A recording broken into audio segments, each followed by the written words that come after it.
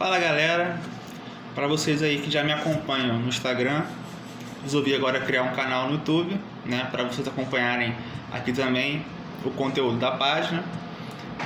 Para você que está chegando agora e não me conhece, meu nome é Lucas, eu sou jornalista, sou vascaíno, né, nem sempre nessa ordem.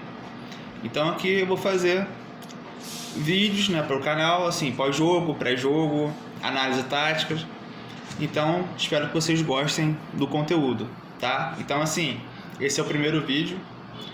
Vou falar um pouco da partida contra o Internacional e projetando a partida contra o Goiás, fazendo aqui um pré-jogo, tá?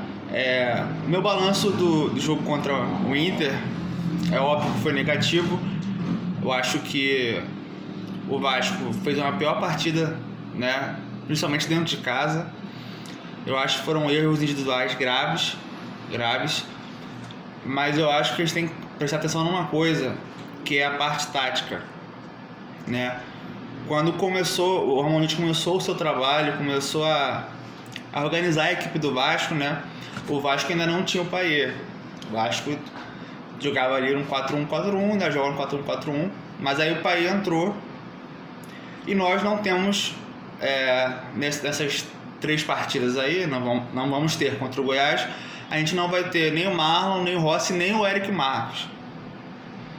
Então assim, já nessa partida contra o Inter e contra o Flamengo, o Ramon Dias tentou mudar o posicionamento de alguns jogadores para encaixar o Payet, né?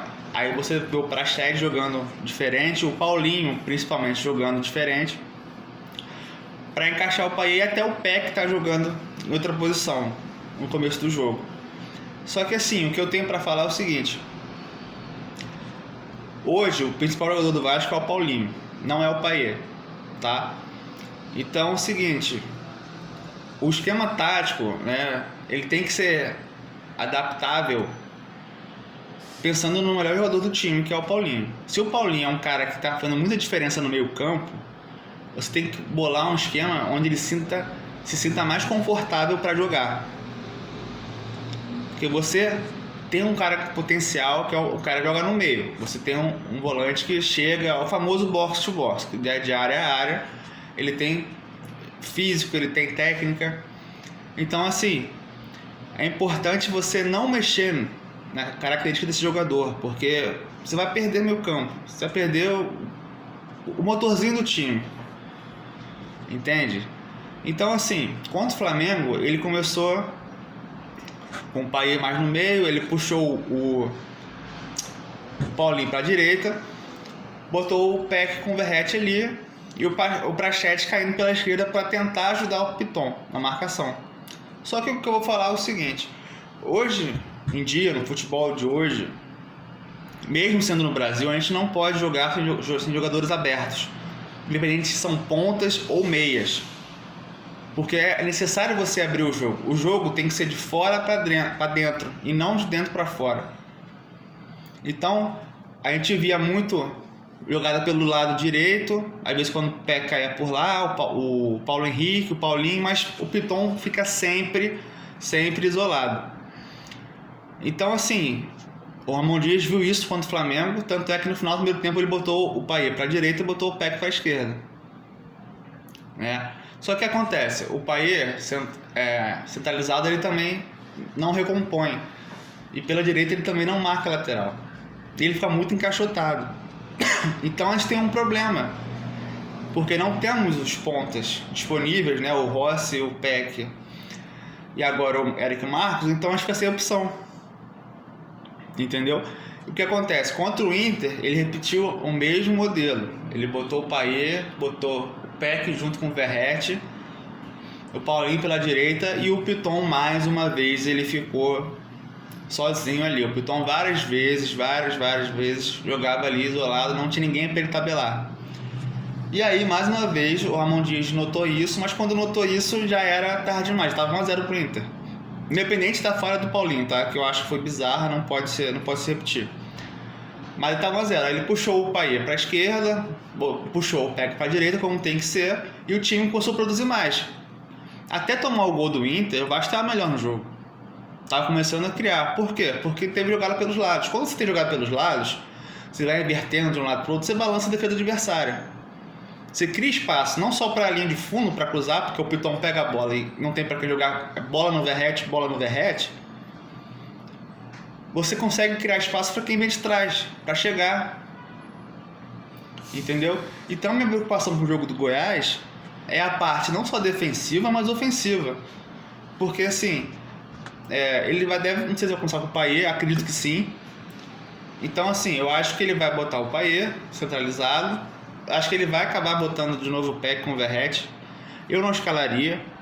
Eu acho que assim, a gente não bateu o Paulinho também. Então eu colocaria, sei lá, o Matheus Carvalho junto com o Zé Gabriel para sustentar ali a marcação, porque o Payet, se ele for jogar, ele não marca ninguém. A gente sabe disso, ele tem problema para marcar. Ou ele bota 2 volantes, o Payet, e 2 Peck, ou Alex Teixeira, ou o Serginho e o Verratti. Ou ele bota 3 volantes ali, bota o Jair, o Matheus Carvalho, né, faz um losango e o Payet no meio e 2 atacantes. O Praxedes não vai jogar? Eu acho que esse jogo é para um cara de mais marcação, principalmente por causa do Payet. O Praxedes é lento, ele não tem uma pegada de marcação, então fica muito em cima do Zé Gabriel. Então, assim, a gente tem que aproveitar os nossos laterais, que são ofensivos, né? O Paulo Henrique até um pouco menos, mas tem muito vigor físico, então tem que ter jogado pelos lados. Defensivamente, eu tenho minhas dúvidas se o Michael não é melhor jogar do lado do Léo. O Léo não tá bem, o Léo tem que ser banco. Olha só, o Michael e o Medel, eles são lentos. Então, assim, é importante você ter um zagueiro, não só pela questão de ser canhoto, pela esquerda, como é o zagueiro mais rápido que o Vasco tem, né? Para apostar com ele com algum atacante, enfim. Então, assim, por mais que o Léo esteja mal, a gente não pode abrir mão dele agora. Aí, quando eu falo Michael no lugar do Medel, é pela estatura do atacante do Goiás. O Matheus Babi, que a gente conhece bem, que começou de fazer gol contra a gente pelo Botafogo, ele tem 1,90 m. Se ele cair em cima do Medel, ele vai ganhar todas. E o reserva dele também é alto. Então, assim, ele vai forçar a jogada aérea o tempo inteiro. Com o Alano, que é um ponta canhoto, né? Parecido com um Peck ali, corta para dentro. O Morelli é um volante muito interessante, muito bom jogador, né? Também faz muito bem aquele box-to-box. Então, assim, vai ser um jogo complicado. O Palácio é um cara que tem habilidade, vocês viram o gol dele contra o Fluminense. Então, vai ser um time bem chato, jogando fora de casa. E o Vasco tem uma postura fora de casa que não me agrada muito, que é aquela postura de ser muito reativo, às vezes não ficar com a bola. Isso me preocupa. Então, assim, competir já não é o suficiente. O Vasco compete, mas não faz gol. O Vasco hoje é o segundo pior ataque do brasileiro. O Vasco nos últimos jogos fez mais de 2 gols só contra o Fluminense e contra o Coritiba. De resto foi 0-0, 1-0, 1-0. Então, assim, bem complicado. A gente cria, mas a gente não tem capacidade de fazer os gols. Então, o que eu digo para vocês é o seguinte: o que esperar do jogo domingo? Eu acho que vai ser um jogo tenso. O Vasco vai ter que correr bastante, tomar cuidado na bola aérea, bola parada principalmente, que está bem difícil pro Vasco. Assim, é um susto, sabe? Contra o Inter, achei o Léo muito mal. E assim, eu perdi as contas de quantos tiros de meta o Rocher bateu e o Vasco não ganhou nem a primeira bola nem a segunda bola. Então isso é uma coisa que tem que ser trabalhada. Então, assim, eu quero ver como é que o Ramon vai escalar esse time, porque essas 2 últimas escalações, assim, eu acho que ele não foi bem. Não acho que ele é o principal responsável pela derrota do Vasco contra o Inter, longe disso. Mas eu acho que esse esquema tático, assim, um Payet centralizado junto com o Verratti, eu acho que a gente perde marcação. Então ele vai ter que botar mais gente no meio campo para proteger o Payet, caso ele escale o Payet titular. Então eu estou curioso para saber como é que ele vai escalar esse time, porque o time não pode abrir mão de jogar pelos lados. O time não pode ficar torto, jogar por um lado só. Entendeu? A gente pode não ter jogadores de qualidade no elenco, mas assim, a gente tem que colocar jogadores pelos lados para poder abrir a defesa, para eles balançarem mais e contra-ataque principalmente. Então, assim, espero que ele veja isso. Porque, assim, para sobreviver, empata. Mas não pode perder. Se perder, vai complicar demais. E a gente está pagando um preço por um primeiro turno horroroso. E, principalmente, por um técnico que veio, que não fez um bom trabalho no Bragantino. Foi um péssimo ano do Barbieri. E o Vasco achou que era uma boa.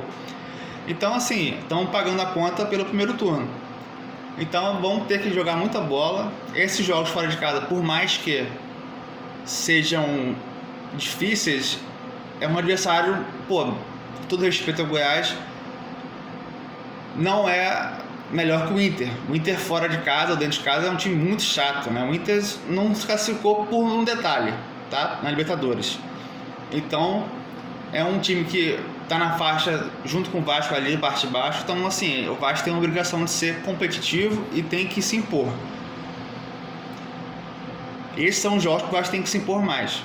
Botafogo vai ser um jogo difícil, a gente pensa lá no Grêmio, Bragantino, esses são os mais difíceis. O Vasco tem que se impor, jogar como time grande, jogar pra frente. Se ficar esperando o Goiás, vai sofrer. Tá bom? Espero que vocês tenham gostado aí e, sim, se inscrevam no canal, curtam, compartilhem para fazer aqui o nosso trabalho crescer, tá? Obrigado.